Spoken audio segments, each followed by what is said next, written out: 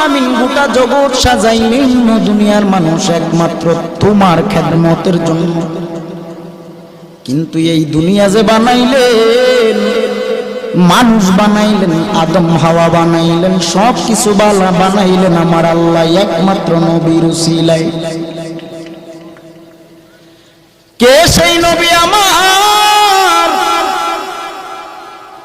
আদম হাওয়াকে আমার আল্লাহ জান্নাত থেকে বের করে দিলেন।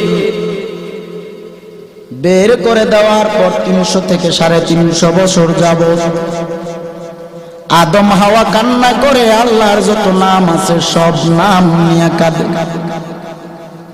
গফুরুর রহিম নাম তোমার আল্লাহু আল্লাহু আল্লাহু রহিম রহমান নাম তোমার আল্লাহু।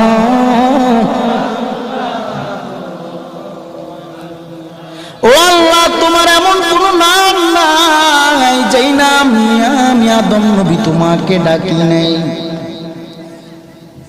শেষ পর্যন্ত আদম নবী বলে, রে আল্লাহ, জান্নাতের পারে দেখেছিলাম আপনার নামের সাথে আরেকটা নাম, জানি না তিনি কে, তবে তিনি হলেন শেষ নবী রাহমাতুল লিল আলামিন।